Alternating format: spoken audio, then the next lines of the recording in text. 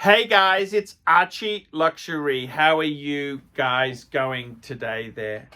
Guys, I just want to make this video, and I wanted to make this video and it's about the watch community and watch flipping. And I gotta be totally honest with you, I really don't enjoy the buying and the selling process. I mean, I can be very polite and nice and charming, but I can be a bit of an asshole as well.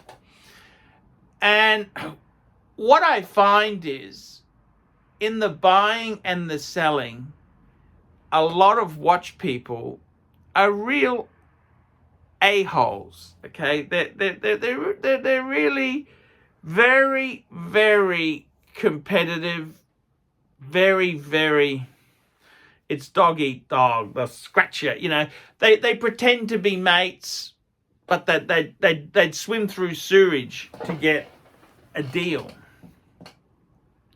And I admit I'm the same. I probably would. There's a watch I want, I would swim through sewage, of course, no problems. And I admit, you know, when you're buying something, you want to get watches for the lowest possible price, and then you want to sell them later on at the highest possible price. And I got to be honest with you. If you lose money, it hurts. If you make money, you're king. And if you've sold something and then years later it becomes very valuable, you get a bit pissed off, okay? And I got to say, I got a few in this watch game here. I got a few really good friends. I've contacts I've met and made over the years. And I've really decided myself to stay out of the churning of watches, the flipping. And the reason is that I think it's bad for my health, okay? See, my problem is I'm just a poor boy from a poor family. You know, I don't have a lot of money. These things I'm buying are a lot of money to me.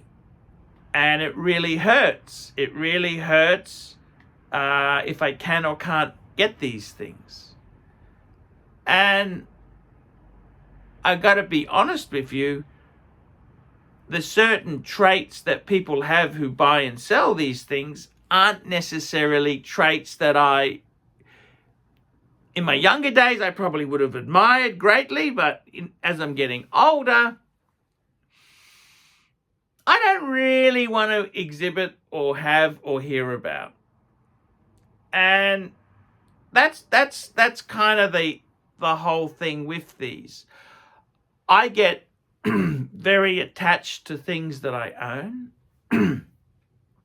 I like to do my research on them. I'll get, if they're missing bits, I'll make it correct.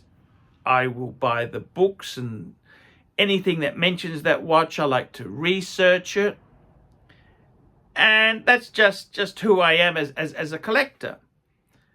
And I've got to tell you, this watch journey itself, it's a bit like being a gambler. See, a gambler, you might say, why does a gambler not just play small money? And that's like me saying, why don't I just buy cheap watches? You know, Seiko 5s, cheaper, even basic Breitlings or Tag Heuers. Why don't I stay at that level instead of going to the level that I'm at? And that's like the gambler. See, it doesn't feel good unless it's gonna hurt, unless you push yourself to that edge. Like, I mean, if I go and play the 5-cent poker machine, it doesn't really feel good. You want to play $5 a robe, ding ding ding ding ding ding. Because if you win with the 5-cent machine, you might win $1, you know. But if you win with $5, you could get 1,000. You know, it's kind of bigger odds there. And that's the same with the collectibles. I don't seem to be that interested in modestly priced watches. I like watches that are painfully expensive. And that's the problem. That is a problem. That is a problem.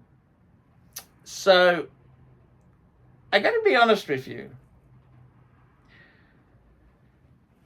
I did buying and selling years ago. I always find it's always great if you're winning. If you've got money and you're buying this cheap and you're flipping this, you're making a few bucks. Yeah, it's cool. But see, for me, I don't really have that luxury of money to play with. I don't have any play money. So I'm just surviving on wit and cunning. And often for me, I'd have to sell something to afford something else. So I don't always have the cash flow or the financial resources to be able to float it. I don't have the resources to be able to float it. And in my case, I get really attached to my things. And I kind of believe it's better the devil you know than the devil you don't.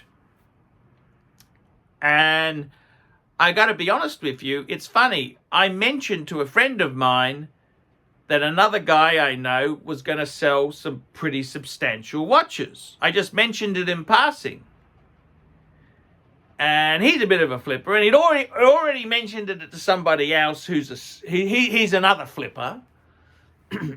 And the other guy came back to me, oh yeah, how you going? You know, best mates. They don't really ring me on my birthday, but if they can smell out a deal, they're suddenly your best. I hate that falseness. And I got to be honest with you, I don't like those traits in people. I really don't like those traits. And in this case here, you know, just the whole buying and selling, they're trying to buy cheap. They always, as soon as they're buying, is it missing links? Is it this? Is it that? Is the conditions poor? Is the box this? Anything to pull the price down. When they're selling, suddenly it becomes beautiful, amazing stuff. You know, they're kind of very chameleon. I think that's the trait. If you want to be a successful flipper, you've got to be a chameleon. A bullshit artist, full of yourself.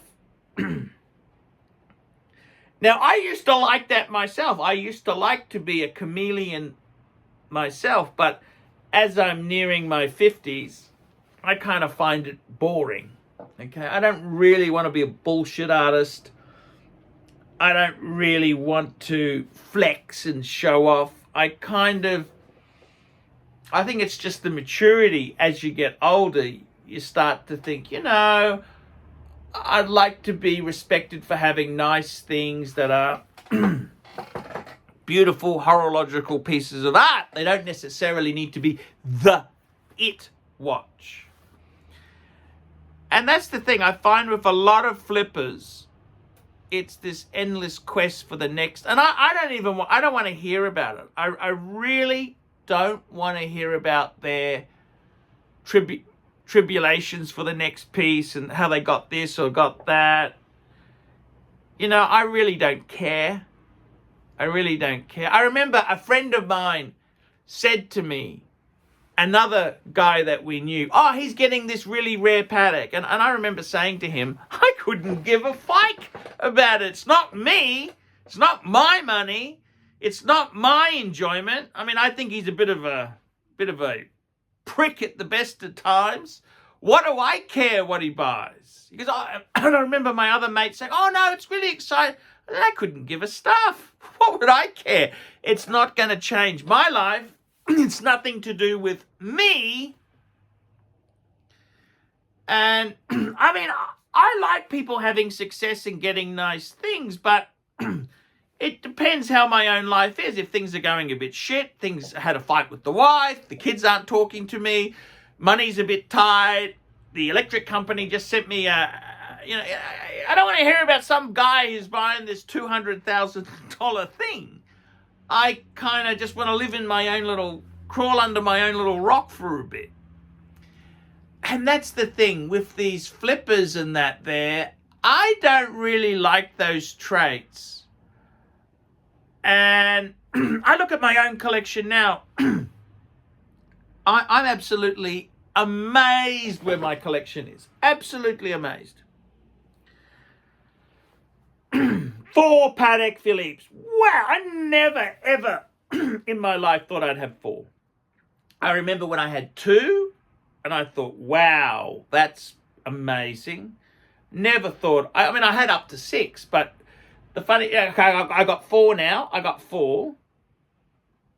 That's amazing. That's for someone like me who doesn't really have a full-time job. I didn't win the lotto. My wife's not a brain surgeon. You've got to be grateful for what you've got. And that's the whole thing. That is the whole thing. And I've got a couple steel Rolex. Just, that's amazing. In the Rolex market the way it is, that's amazing. I got a Speedmaster. I got that through MJT. It's an amazing, and I've got my reverse. You know what? I got more than enough. I feel it's like going for a nice meal. You don't want to just be sick. You just think, oh, I'm full. Nice. And that's the thing. I think I feel full in the collection. I feel full, which is a nice feeling to have.